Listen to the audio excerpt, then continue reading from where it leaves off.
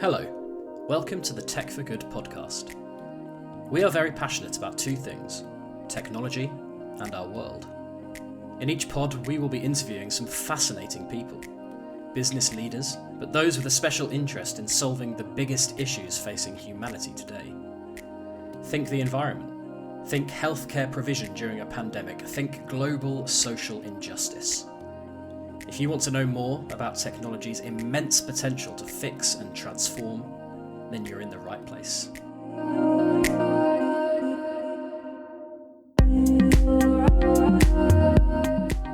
In this episode, I speak to Felix Ohswald. Felix is co-founder of GoStudent, which in June this year became Europe's first edtech unicorn. GoStudent gives young people around the world access to private online tutoring. In the interview, Felix expands on his company's goal to become the #1 global school. He discusses why technology is crucial to measuring success in education, and we debate whether online can usurp face-to-face learning. But first, I ask Felix what life has been like as the CEO of an edtech firm during COVID-19.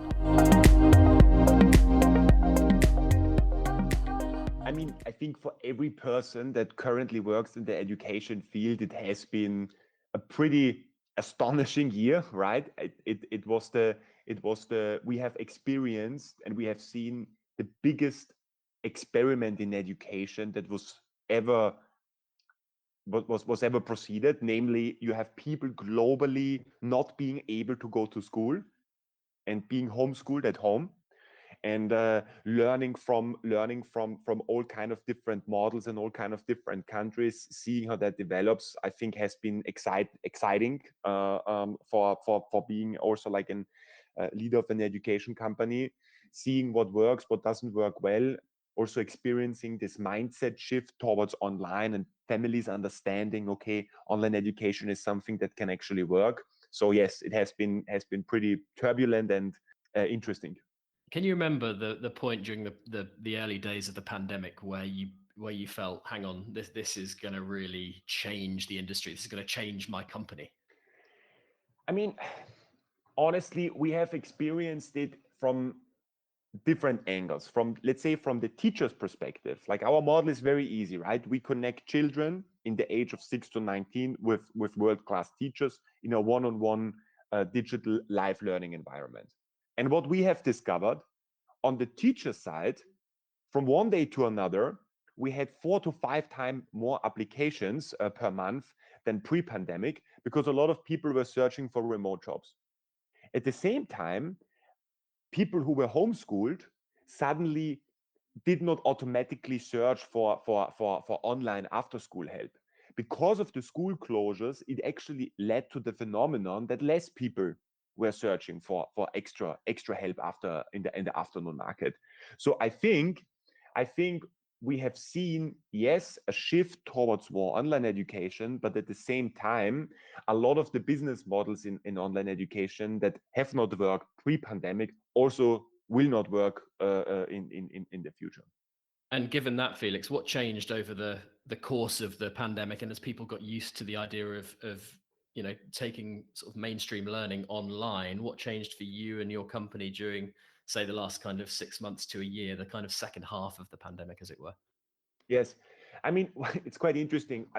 Before the pandemic, there were 30% of people that we contacted to present them our service and provide them also like a free lesson so that they can experience the product and the teaching experience. And there were 30% of parents telling us, we don't want online teaching. This is not getting into my house, basically. And when during the pandemic, this 30% basically dropped to 3%. And now in the countries where they have now again kind of loosened the restriction and it's kind of getting back to normal, it still stays with this 2-3%. So there was this like acceleration and mindset. Okay, online is something, I give it a try, I give it a chance. Great stuff, Felix. Now, you mentioned your company a little bit earlier. Can you give the listener an overview of what GoStudent does, and maybe give some sense of the scale of your company? I don't know if you've got any impressive statistics to share with me. Yes, no, for sure. So GoStudent is a company where we Our mission is to build the number one global school, connecting kids with world-class teachers. And the main service that we offer at the moment is we connect one child with one teacher in a one-on-one live video call. And the platform GoStudent helps and supports the families, so the parents, the kids, but also the teachers along the journey. We take care of everything before the session, during the session, after the session, and we really like support them all along until they make it out of school successfully. In terms of scale, so we sell memberships with a certain amount of sessions per month. On average, a client takes 2 sessions per week, so 8 sessions per month. And we are already we are selling close to 500,000 sessions now per month. We are present in like 15 countries. It's going to be 20 countries until end of the year. And we are, growing super fast and pushing it hard. Felix, why do you think your platform and your offering has proven so popular? And I'm interested in how what you offer as a company goes beyond just a video call between a student and a teacher. How are you offering more, and what technology is kind of underpinning that, and how are you kind of making the experience for the student better and making the experience for the teacher better? Well, I mean, it took us a couple of years to understand it, but the willingness for parents to spend money on education is very high when there's a high degree of individualization. To give you one example, parents are not willing to spend money on Wikipedia articles, for example, right? This is like generic content for the masses. That's something people don't want to spend money on that. People also don't want to spend money on a generic YouTube video that explains you some concepts in mathematics, for example. But when it comes down to getting individual treatment for your kid, then the willingness to spend money is pretty high. So to understand why our offering is so popular, we provide exactly this high degree of individualization. From the first moment the parent leaves their contact details, we take them by the hand. We call them. We have a first discussion, understanding where the kid really struggles, where the kid is at the moment already quite good. We take care identifying the ideal teacher for your kid. And we also take care monitoring the classes. And you as a parent, you can just lean back and experience how the kid becomes smarter. So this high degree of individualization combined with now already like a proven track record, this makes the offering so popular. Hello, I'm Daniel Brigham, editor of Tech for Good magazine. I hope you're enjoying this podcast, and if you want more, you can head over to techforgood.net for some compelling and thought-provoking stories. From high-tech insect farms that could solve world hunger to a global mission to counter the spread of COVID-19 disinformation, we've got Tech for Good covered. You can read and subscribe at techforgood.net.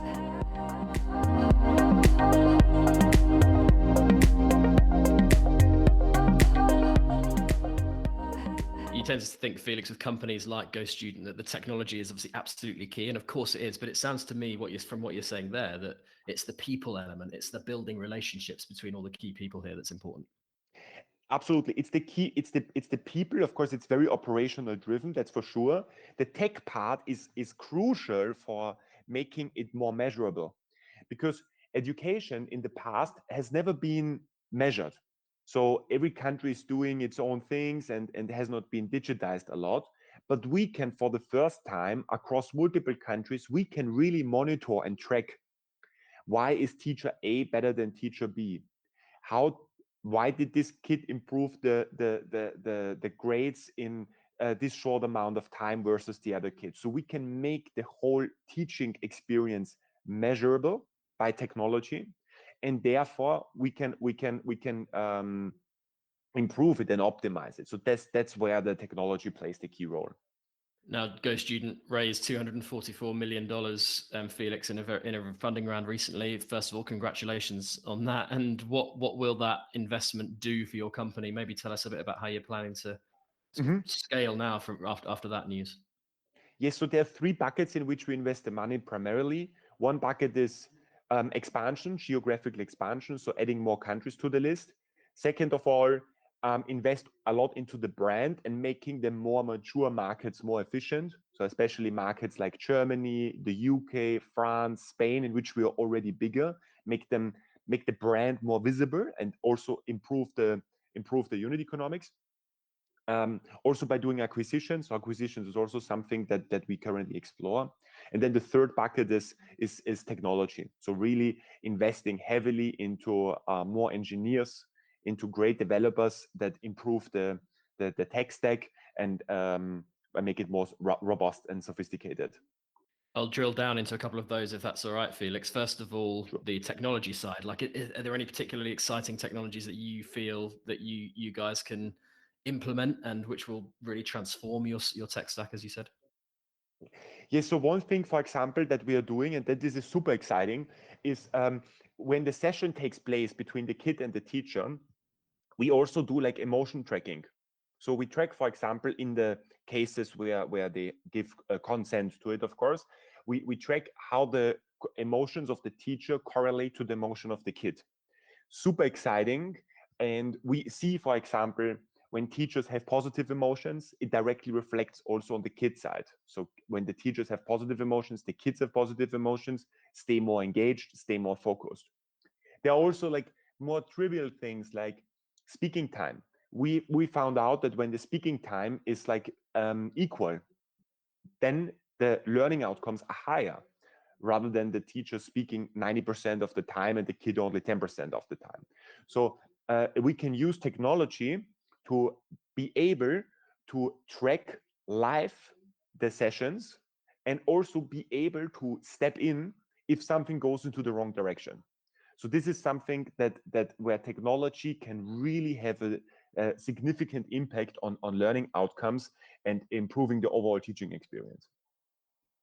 And from the branding and marketing perspective, Felix, as well, I'm interested to know how you intend to kind of market your company and brand your company going forward. If you're saying that's a big part of the investment, who are you targeting and how are you targeting them? That's a really interesting point, I think. So branding is a tricky part because we have, on the one hand side, we have the parents, of course. So you for the parents, it's like the age group on average 35 to 55. To get to that target group, we will invest a lot into TV actually. So TV is still a medium for that target group that works very well. And once parents see you in TV, it gives you this kind of stamp of proof and trust. At the same time, we also want that the kids understand using GoStudent is something that is like cool, and you can kind of brag to your friends about that. So for that, we are currently building a pretty large network of influencers that we have under contract on TikTok, Instagram primarily, that show the kids using GoStudent is something. It basically gives you more free time than with your friends doing your hobbies, video games, etc. Because you as a kid, you don't need to worry then too much about school anymore. So that's kind of this two-sided strategy that we are doubling down on. Great stuff, Felix, and all hugely exciting, I'm sure, for you as the founder, the CEO of the company as well. I want to take you back to the start though, Felix, and get your thoughts on those very early days and when you first launched the company. I believe it involved your brother and you tutoring. Is that correct? You want to talk about the history of it? Absolutely. I mean, already when I went to school, I experienced, and I'm sure you experienced that as well, and all the listeners, that it's pretty rare to find great teachers, even at school or in your, let's say, inner circle, family and friends. I still remember, like, my grandfather, for example, he's like extraordinarily good in teaching you mathematics and science in a way that, like, as a kid it made complete sense, right? It was not abstract, but like showed you like real applications, what you can do with these things. And like 6 years ago, my brother, he was right in the target group. He was 15 at that time, and he approached me and said, like, look, every kid deserves like this great teacher. Every kid at the same time uses WhatsApp. Let's use WhatsApp connecting kids with great teachers. And this is really how it started. We circulated a phone number to his friends in his class, telling them, look, if you have any sort of problems, questions, or any doubts, text us on WhatsApp, we help you. And then in a couple of days, I don't know, the phone was ringing all the time, and hundreds of questions came in. That was the moment we realized, okay, there's obviously something going on there. So what happened at that point then? How did you take it forward from there? So together with my co-founder Gregor, who I met already during high school days, and at that time we have also been exchanging back and forth some interesting ideas. I basically I showed him like the phone and showing him, look, there are so many questions coming in. We need to answer that, and I think there's like the potential of setting up a company and building our own platform around that. And then with the help of family and friends, we collected the first 50,000 euros to incorporate the company and build a pretty like raw product that was doing exactly that, allowing kids to write questions and connecting these questions to teachers who then want to answer that. So that's kind of the story how it started. Do you want to keep up to date with the latest in enterprise, technology, and digital transformation? Visit digitalbulletin.com for news, long reads, thought leadership, and so much more. That's digitalbulletin.com.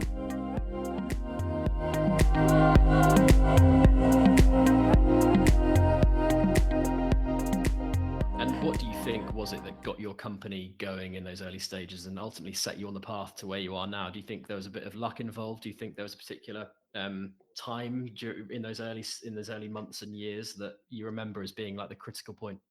I mean, honestly, we spent almost 3 years, right? Yeah, even 3 years. We spent 3 years really, really hard working, cracking the model, because we were so focused on the kids directly that we overlooked the actual paying target group, the parents. So that was a big mistake that we did, and it almost broke our neck at the end of the day. So we had moments where we had zero revenues.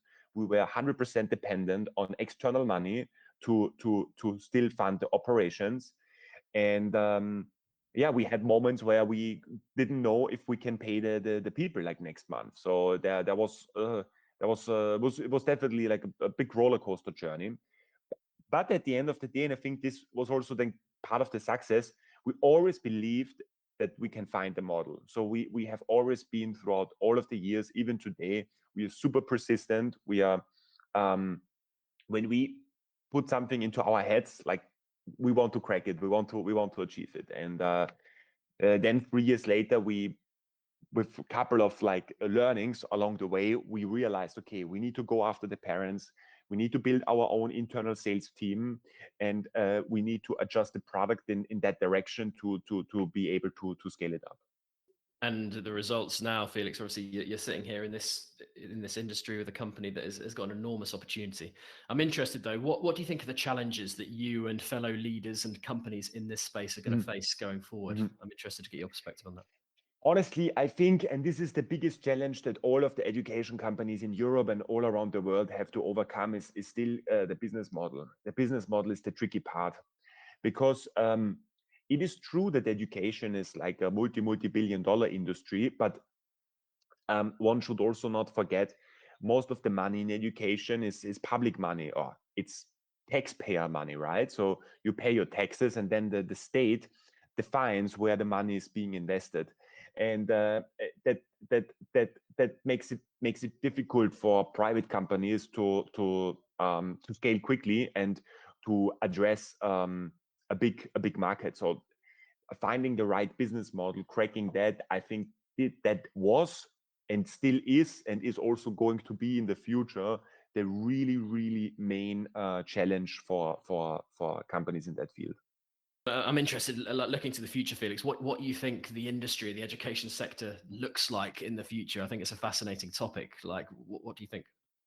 I think the setting, or let's say going to the school, having this like physical institution where people get together, I think this concept, this will stay. So this concept of, you have this physical entity, people coming together, you have social interactions, you have people from all different sort of backgrounds, and experiencing together the day. I think this is something that will last for the next 100 years for sure. But I think in terms of like big revolution or how learning will develop, I'm very like teacher centered. So I'm a big believer that education, or the quality of education, depends on the quality of the teacher.